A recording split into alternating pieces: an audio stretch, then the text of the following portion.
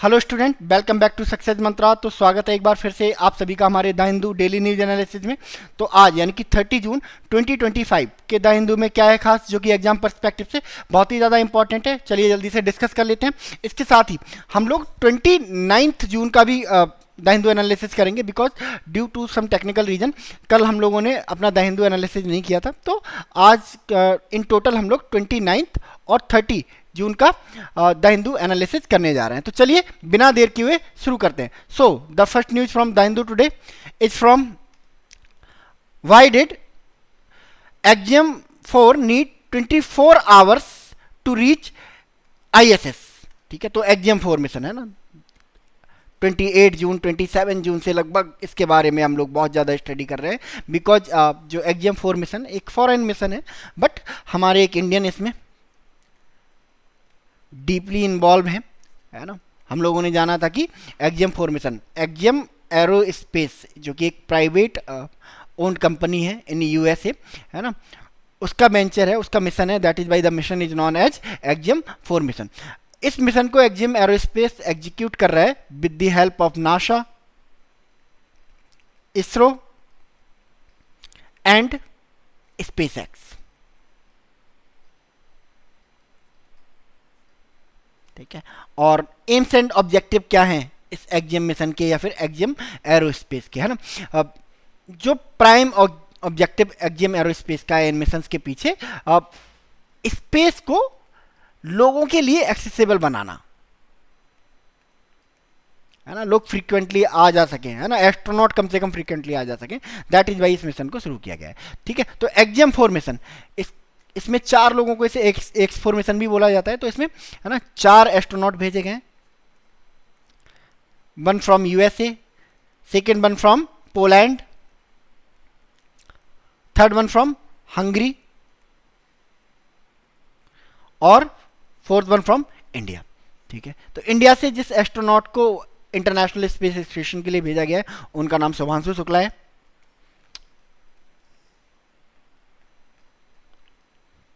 शुभांशु शुक्ला, और शुभांशु शुक्ला का इस मिशन में रोल, है ना, क्या है, एक पायलट का रोल है। यानी कि इस एक्जियम 4 मिशन की ड्राइविंग सीट पर कौन है, एक इंडियन है, शुभांशु शुक्ला है। और शुभांशु शुक्ला कहां से आते हैं, इंडियन एयरफोर्स से आते हैं। ठीक है, आने वाले फ्यूचर जो ह्यूमन स्पेस मिशन है इंडियन स्पेस रिसर्च ऑर्गेनाइजेशन के, है ना, उसमें काफ़ी इंपॉर्टेंट रोल प्ले करने वाले हैं शुभांशु शुक्ला। अच्छा, तो जब एक्जियम 4 मिशन को लॉन्च किया गया तो इसके बारे में एक डिस्क्रिप्टिव नॉलेज लोगों को दी गई, इंफॉर्मेशन दी गई, है ना, कि एक्जियम 4 मिशन क्या है, क्या ड्यूरेशन होगी, कितने दिन तक रहेंगे। उसी में एक क्वेश्चन था कि जो AX4 मिशन है, यानी कि जो जिसको एग्जीक्यूट किया गया है with the help of dragon capsule, इसको इंटरनेशनल स्पेस स्टेशन तक पहुंचने में लगेगा 28 आवर्स। ठीक है, 28 आवर्स, है ना। तो जबकि इतना लगना नहीं चाहिए। देखो, अगर हम एक मैप के थ्रू इसको समझें, है ना, ये हमारी अर्थ है और इस अर्थ के चारों तरफ ऐसे करके ऑर्बिट कर रहा है इंटरनेशनल स्पेस स्टेशन, है ना, अर्थ से लगभग 400 किलोमीटर की दूरी पे।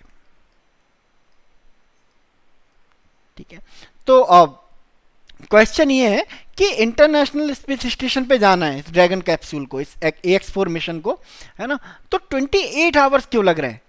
इतने आवर्स तो, है ना, ट्रेन में भी नहीं लगते। ट्रेन भी 28 आवर्स में लगभग 2000 किलोमीटर या 3000 किलोमीटर की दूरी तय कर लेती है ना। इवन बस भी, है ना, बस भी अगर बस से आपको 400 किलोमीटर दूर जाना है तो बस मोस्ट प्रोबेबली वही 7 to 8 आवर्स लेती है ना। तो इंटरनेशनल स्पेस स्टेशन पे पहुंचने में इस ड्रैगन कैप्सूल को इतना टाइम क्यों लग रहा है। ठीक है, तो देखो इसका आंसर ये है कि देखो जो स्पेस की जो कैलकुलेशन, स्पेस के जो लॉजिक्स है ना, वो अर्थ जैसे नहीं है। ठीक है, सबसे पहली बात तो देखो क्या होता है एक्चुअली, है ना। ये हमारा इंटरनेशनल स्पेस स्टेशन है, यहाँ कहीं ऐसे करके अर्थ के चारों तरफ ऑर्बिट कर रहा है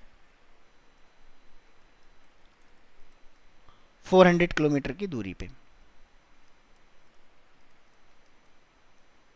ठीक है, अब ये ऐसा नहीं होता है कि हमने ड्रैगन कैप्सूल को भेजा, कहां से,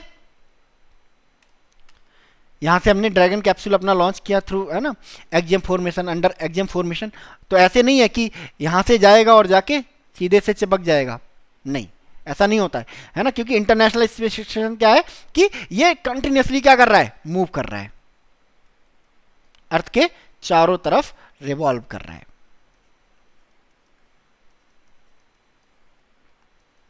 ना। तो इंजेक्ट करना पॉसिबल नहीं है ना, पता चले कि हमने, है ना, अगर ये कंसीडर करके किया कि यहाँ पे है ना, और यहाँ से शूट किया, है ना, इंजेक्ट किया ड्रैगन कैप्सूल को, तब तक, जब तक ये 400 किलोमीटर की दूरी पे पहुंचेगा, है ना, तब तक इंटरनेशनल स्पेस स्टेशन निकल जाएगा, है ना, तो प्रॉब्लम है।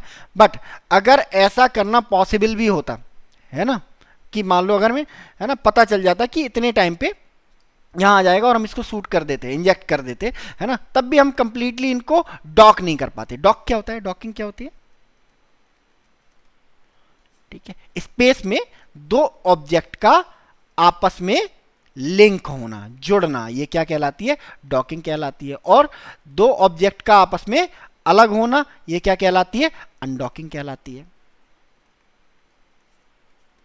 करेक्ट है ना।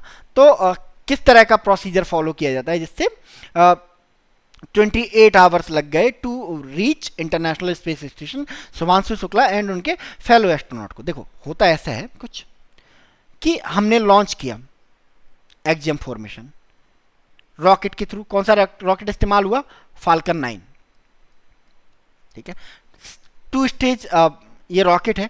अब सेकेंड स्टेज बर्न होने के बाद फाल्कन 9 रॉकेट ने इस ड्रैगन कैप्सूल को लगभग 200 किलोमीटर की दूरी तक छोड़ दिया, है ना, यहां कहीं ले जाके छोड़ दिया यहां। अब क्या करने लगेगा, ये भी ऑर्बिट करने लगेगा अर्थ को, है ना, ये भी अर्थ को ऑर्बिट कर रहा है।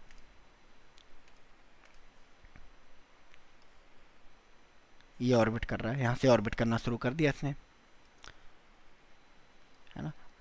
अब डिस्टेंस क्या है, 200 किलोमीटर की रह गई है इंटरनेशनल स्पेस स्टेशन और, है ना, हमारे ड्रैगन कैप्सूल के बीच में, है ना। बट इंजेक्टिंग पॉसिबल नहीं है, तो दैट इज वाई क्या करता है ना, हमारा जो ड्रैगन 4 कैप्सूल जिसमें शुभांशु शुक्ला गए थे, ये क्या करता है, अपनी ऑर्बिट को बार बार चेंज करता है ना, घूमता रहेगा, है ना, घूमता रहेगा, यहां पहुंचा, है ना, देन फिर क्या किया, इंजन को बर्स्ट किया, देन क्या करना शुरू कर दिया, ऐसे घूमना शुरू कर दिया, ऑर्बिट बदल दी,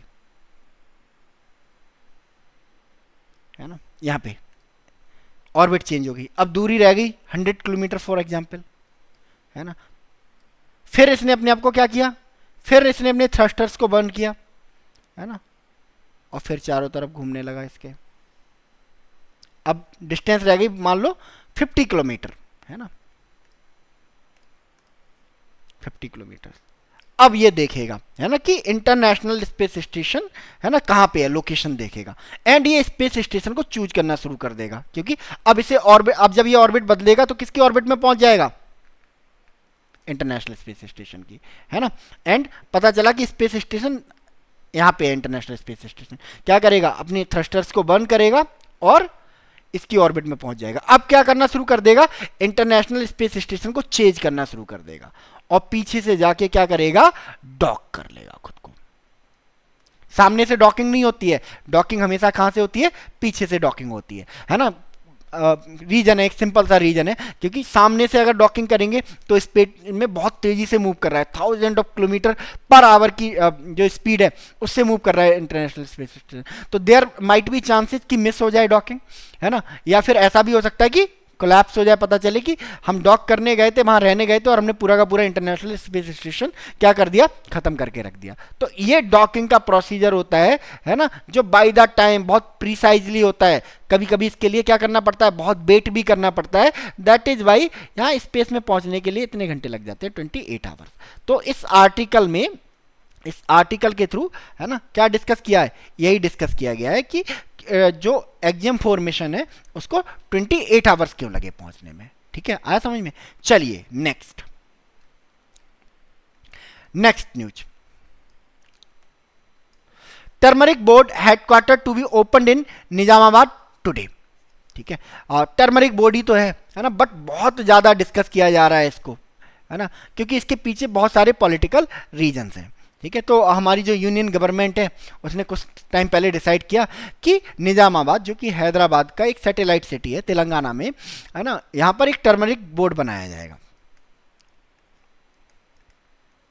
ठीक है, टर्मरिक बोर्ड बनाया जाएगा, है ना, और टर्मरिक बोर्ड का एक्चुअली हेडक्वार्टर बनाया जाएगा। ठीक है, अब ये डिसीजन क्यों लिया गया, इस डिसीजन के पीछे जो रीजन था वो प्योर पॉलिटिकल था। एक्चुअली हुआ क्या, लास्ट लोकसभा इलेक्शन में 2024 के जनरल इलेक्शंस में निजामाबाद सीट, जो हैदराबाद की जो निजामाबाद सीट है, इस पर दो कैंडिडेट खड़े थे। एक तो बीआरएस के कैंडिडेट थी और दूसरे जो कैंडिडेट थे बीजेपी के। बीजेपी के कैंडिडेट का नाम है अरविंद धर्मपुरी,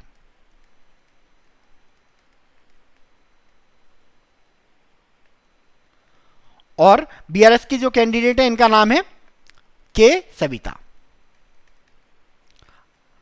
के सविता तेलंगाना के एक्स चीफ मिनिस्टर की बेटी भी हैं, है ना। तो और पहले भी ये जो सीट है वो बीआरएस यानी कि भारत राष्ट्र समिति जो पॉलिटिकल पार्टी है वही जीतती आ रही। तो ऐसा लग रहा था कि जो के सविता है वो इजीली अरविंद धर्मपुरी को हरा देंगे। ठीक है, एंड ऐसे में अरविंद धर्मपुरी हैं, इन्होंने एक मास्टर स्ट्रोक खेला।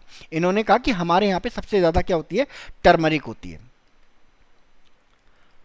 ठीक है, तो ऐसे में अगर टर्मरिक फार्मर्स को अपनी साइड कर लिया जाता है तो ये इलेक्शन है ना सिंगल हैंडेडली मैं जीत जाऊंगा। तो इन्होंने बॉन्ड छपवाए बहुत सारे, खुद के साइन किए हुए बॉन्ड, और ये बॉन्ड बांट दिए गए टर्मरिक फार्मर्स के बीच में। अब क्या था इन बॉन्ड्स में, इन बॉन्ड्स में लिखा गया था कि अगर आप लोग मुझे इलेक्ट करते हो तो मैं आपके एरिया में निजामाबाद में क्या करवाऊंगा, टर्मरिक बोर्ड का हेडक्वार्टर लेके आऊंगा। टर्मरिक बोर्ड का हेडक्वार्टर खुलने से क्या होगा, टर्मरिक का जो सारा का सारा मार्केट है वो सेंट्रलाइज हो जाएगा निजामाबाद में, और इससे आपको बढ़िया प्राइस मिलेगा। ठीक है, इसके अलावा जब हेडक्वार्टर आ जाएगा तो यहाँ पे रिसर्च हुआ करेगी, तो आपकी कॉस्ट कटिंग भी बहुत अच्छी हो जाएगी। और ये बात निजामाबाद के जो टर्मरिक फार्मर हैं बहुत अच्छी तरह समझ गए, और दैट इज वाई उन्होंने डिसाइड किया अरविंद धर्मपुरी को वोट करने का, है ना। जो सीट बीआरएस को लग रहा था कि सबसे सेफ सीट है ना, उस सीट पर अरविंद धर्मपुरी ने बीआरएस के कैंडिडेट को हरा दिया, वो भी एक्स चीफ मिनिस्टर की बेटी को, है ना। तो अब क्योंकि बॉन्ड भर के प्रॉमिस किया था कि अदरवाइज अगर मैं ये प्रॉमिस फुलफिल नहीं कर पाया तो आप मुझे वोट मत देना, नेक्स्ट टाइम मैं इलेक्शन में खड़ा ही नहीं होऊंगा, मैं रिजाइन देके चला जाऊंगा। तो यूनियन गवर्नमेंट के ऊपर भी कंपल्सन था कि हमारा एमपी एक इतना बड़ा प्रॉमिस करके है ना जीत के आया है, तो उसकी इस बिस को फुलफिल करना पड़ेगा, अदरवाइज ओवरऑल जो बीजेपी की जो इमेज है उसको क्या लगेगा, एक जॉल्ट लगेगा, एक धक्का लगेगा। दैट इज वाई डिसाइड किया गया एक टर्मरिक बोर्ड का हेडक्वार्टर कहाँ पे खोला जाएगा, निजामाबाद में खोला जाएगा, और इसको इनॉग्रेट कौन करने वाले हैं, यूनियन होम मिनिस्टर।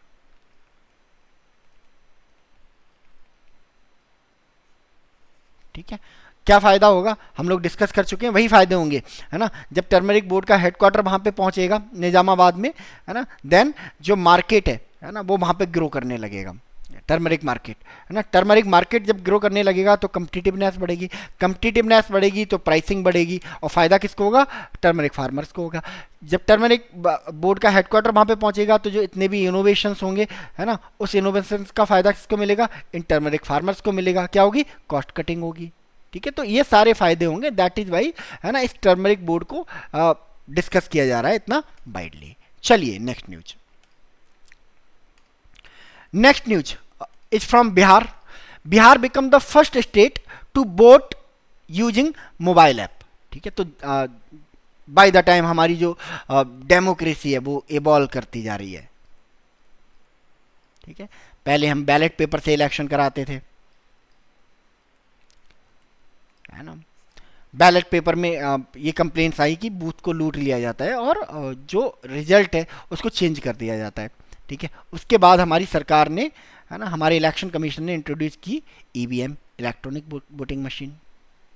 ठीक है, ईवीएम से हम लोग सक्सेसफुली अपने फ्री एंड फेयर इलेक्शंस करा रहे हैं, है ना। बट ऐसे में हमें अपनी डेमोक्रेसी को 100% प्योर एंड ट्रांसपेरेंट बनाने के लिए हमें चाहिए कि हर पर्सन एटलीस्ट अपना वोट डाले।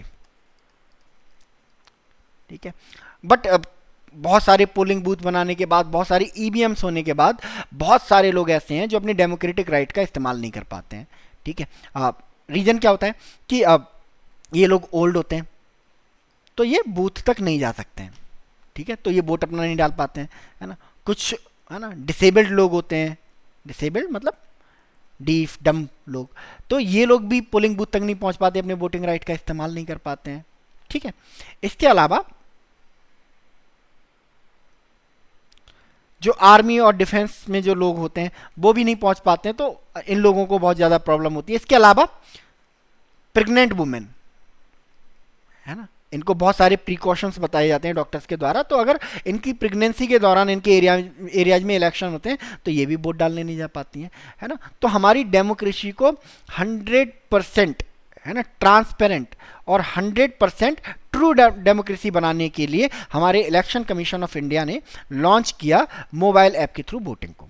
ठीक है, ये जो इनिशिएटिव है वो लिया गया है बिहार के इलेक्शन कमीशन के द्वारा, स्टेट इलेक्शन कमीशन बिहार के द्वारा। इन्होंने एक ऐप लॉन्च की जिसका नाम है सैक BHR। इसका नाम है E for electronic, S for electronic, sorry, S for state, E for election, C for commission, BHR मतलब बिहार। ठीक है, तो E state election commissioner Bihar. तो इस ऐप के थ्रू, इस ऐप को आप अपने मोबाइल में डाउनलोड कर सकते हो और आप उसके थ्रू वोट कर सकते हो। ठीक है, बट अभी ये जो फैसिलिटी है वो सबके लिए अवेलेबल नहीं है ना, बिकॉज अभी ट्रायल फेज में है। दैट इज बाई 3 लोगों को, 3 कैटेगरीज को इसके थ्रू वोट करने की परमिशन दी गई है। First one is senior citizen, second one is disabled person, third one is pregnant women. तो ये 3 लोग अभी कर सकते हैं। ठीक है, तो फाइनली ये जो ई वोटिंग का जो कॉन्सेप्ट है, मोबाइल ऐप के थ्रू वोटिंग का जो कॉन्सेप्ट है, इंडिया में इंट्रोड्यूस हुआ, है ना, through Bihar municipal election. Bihar में बाई इलेक्शन हो रहे थे फॉर म्यूनिसिपल कॉर्पोरेशन, यहाँ पर इसका पहली बार इस्तेमाल हुआ। ठीक है, तो बट ओबियस सी बात है, पहली बार इस्तेमाल हुआ तो फर्स्ट टाइम तो कोई वोटर होगा इसका, है ना। तो एक पर्सन, है ना, जिनका नाम है miss is Vibha Kumari, cast the country's first e vote creating new history with e voting in the local body election. तो विभा कुमारी ने एक हिस्ट्री क्रिएट की है ना, और वो बनी है इंडिया की पहली ई वोटर। ठीक है, अपने आप में ये हिस्ट्री है। जब कभी भी इलेक्शंस की हिस्ट्री को, डेमोक्रेटिक हिस्ट्री को जाना जाएगा, है ना, पढ़ा जाएगा, रीड आउट किया जाएगा या रिव्यू किया जाएगा, तो विभा कुमारी को याद रखा जाएगा। अच्छा, अब इसके साथ ही क्वेश्चन उठने शुरू हो गए। उन्होंने कहा कि मोबाइल ऐप के थ्रू बैंक आप वोटिंग करा रहे हो, क्या ये फुल प्रूफ है? तो बिहार के जो इलेक्शन कमिश्नर है उन्होंने कहा हाँ फुल प्रूफ है। तो उन्होंने कहा क्या क्या मेजर्स लेते हो आप? ठीक है, उन्होंने कहा पहला, मैंने जब क्वेश्चन पूछा गया कि कोई भी ऐप डाउनलोड करके किसी की भी वोटिंग कर सकता है ना, तो उन्होंने कहा ऐसा नहीं होगा। उन्होंने कहा कि आपको इलेक्शन कमीशन ऑफ इंडिया के साथ अपना एक मोबाइल नंबर रजिस्टर कराना पड़ेगा, जैसे आप बैंक में रजिस्टर कराते हो, है ना। तो जब आप मोबाइल नंबर रजिस्टर कराओगे तो आपके मोबाइल नंबर पे ही ऐप चलेगा। ठीक है, और एक नंबर पे सिर्फ 2 ही वोट रजिस्टर हो सकते हैं। उन्होंने कहा व्हाट इफ, है ना, अगर नंबर किसी ने ऐप डाउनलोड किया और ओटीपी मांगा, है ना, किसी को डरा धमका के ओटीपी ले लिया या धोखे से ओटीपी ले लिया, तो उन्होंने कहा ओके, इसके लिए भी हमारे पास सॉल्यूशन है। उन्होंने कहा कि वोट डालने से पहले अपना एपिक नंबर, जो वोटर आईडी कार्ड नंबर है, वो एंटर करना पड़ता है। उन्होंने कहा उसको भी मतलब प्राप्त करना बहुत मतलब मुश्किल काम नहीं है ना, किसी का भी वोटर आईडी कार्ड मिल सकता है आपको, है ना, किसी को भी डरा धमका के ले सकते हैं। उन्होंने कहा इसके लिए थर्ड स्टेज है हमारे पास, है ना, फेशियल रिकॉग्निशन, है ना। बोट आपका तभी कंफर्म माना जाएगा जब आपका फेशियल रिकॉग्निशन हो जाएगा, कैमरे के सामने आपको बैठना पड़ेगा, कैमरा आपका फेशियल रिकॉग्निशन करेगा और जब वेरीफाई हो जाएगा आप ही है, तभी आपकी बोट को कंफर्म किया जाएगा। तो ये अभी प्रिकॉशंस बताए हैं, but in the era of cyber threat, है ना, कोई भी चीज़ फुल प्रूफ नहीं है। इलेक्शन कमीशन ऑफ इंडिया को अभी इस पर काफ़ी काम करना पड़ेगा, ठीक है। चलिए नेक्स्ट,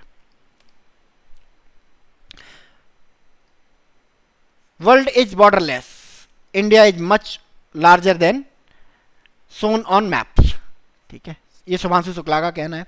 तो शुभांशु शुक्ला की एक मीटिंग हुई with prime minister Narendra Modi, जिसमें Shubhanshu Shukla international space station से और प्राइम मिनिस्टर नरेंद्र मोदी अपने ऑफिस से बात कर रहे थे। तो बहुत सारे Q&A किए, बहुत सारी बातें हुई दोनों लीडर्स के बीच में, है ना। एक मैसेज देने की कोशिश की गई पूरे वर्ल्ड को, है ना, एंड है ना एक मसल फ्लैक्सिंग भी थी कि हम अब स्पेस में हैं, है ना। तो ऐसे में बहुत सारे क्वेश्चंस का इन्होंने जवाब दिया। इन्होंने बोला कि इंडिया का जो मैप हमें दिखाया जाता है ना, वो छोटा दिखाया जाता है। ऊपर से देखो इंडिया कैसा दिखता है, बहुत बड़ा दिखता है ना। जो इंडिया आप मैप पे देखते हो वो 2D फॉर्म में है ना, बट मैं इंडिया को देख रहा हूँ 3D फॉर्म में, जिसमें ये काफ़ी बड़ा लग रहा है। इसके अलावा, है ना, इन्होंने वर्ल्ड एज 1 का कॉन्सेप्ट देते हुए कहा कि मैं ऊपर से देख रहा हूँ कि मुझे तो कोई बॉर्डर नहीं दिखाई दे रहा, पूरी दुनिया क्या मुझे दिखाई दे रही है, एक कंट्री की तरह दिखाई दे रही है, और मुझे फीलिंग आ रही है ना, कि मैं पूरी दुनिया का एक सिटीजन हूँ, ठीक है। इसके अलावा प्राइम मिनिस्टर ने शुभांशु शुक्ला को बहुत सारी मैसेज दी की और बताया कि आप कंट्री के लिए कितने इंपॉर्टेंट हैं, है ना, आप आने वाले ह्यूमन स्पेस मिशंस के लिए कितने इंपॉर्टेंट है, कंट्री आप पे कितना प्राउड करती है, ठीक है। नो डाउट, है ना, बहुत ज़्यादा प्राउड करती है कंट्री इस पे, because after 41 years second person है to go in space and first person, ठीक है, to go to international space station, ठीक है। चलिए नेक्स्ट, एक्जियम फॉर्मेशन, इसके बारे में काफी हम लोग पढ़ चुके हैं। चलिए next, 1000 demand Thailand PM quit over border dispute, ठीक है। तो थाईलैंड, है ना, साउथ ईस्ट एशिया का एक कंट्री, यहाँ भी, है ना, प्रोटेस्ट स्टार्ट हो गए हैं और यहाँ भी कन्फ्लिक्ट स्टार्ट हो गया, है ना। 2025, है ना, is a year of disaster, है ना। ईरान इजराइल के बीच में शुरू हो जाएगा, ईरान हमास के बीच में शुरू हो जाएगा, रशिया यूक्रेन के बीच में चल रहा है ना, यूएसए चाइना के बीच में शुरू हो जाएगा, इंडिया पाकिस्तान के बीच में शुरू हो जाएगा। तो कन्फ्लिक्ट हो ही रहे हैं। तो अब ये कॉन्फ्लिक्ट शिफ्ट होके स्टार्ट हुआ है थाईलैंड में, है ना, और एक कॉन्फ्लिक्ट भी स्टार्ट हुआ है ना, in between Thailand and Cambodia. क्या है ये कॉन्फ्लिक्ट, डिस्कस करेंगे, है ना। इसी कॉन्फ्लिक्ट की वजह से, है ना, थाईलैंड में एक आउटरीच खड़ा हो गया है, जो करंट प्राइम मिनिस्टर है थाईलैंड की, है ना। एक्चुअली हुआ क्या, थाईलैंड और कंबोडिया के बीच में है एक बॉर्डर डिस्प्यूट, 1962 से है ना। ये इशू कोर्ट में चला काफ़ी टाइम तक, एंड कोर्ट ने कंबोडिया के फेवर में डिसीजन दिया।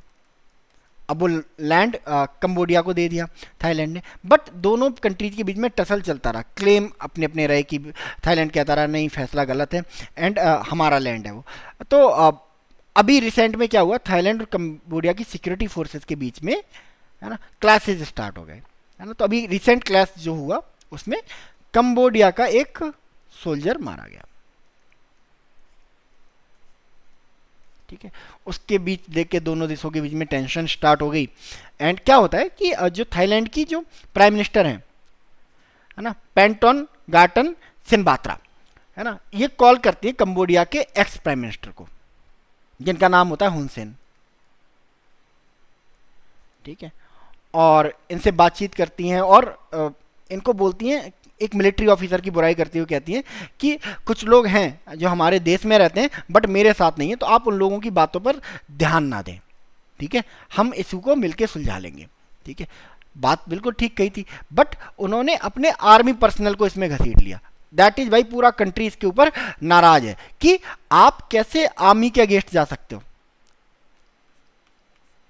है ना। आर्मी पर्सन है, वो कॉन्फ्लिक्ट किसके लिए कर रहा है, कंट्री के इंटरेस्ट के लिए कर रहा है ना। तो उन्होंने कहा कि ये सब इस कंट्री में नहीं चलेगा, है ना, और आपको क्या करना पड़ेगा, रिजाइन देना पड़ेगा। यही डिमांड चल रही है। देखो थाईलैंड में प्रॉब्लम दबी हुई थी, अब ये बस हमें बस दिख रही है। अगर आप एनालाइज करो तो पिछले 10-15 सालों में वहाँ पर कोई भी प्राइम मिनिस्टर ठीक से अपना टेन्योर कंप्लीट नहीं कर पाया। बिकॉज देखो यहाँ पे दो तरह का सिस्टम है ना। यहाँ पे कॉन्स्टिट्यूशनल मोनार्की है,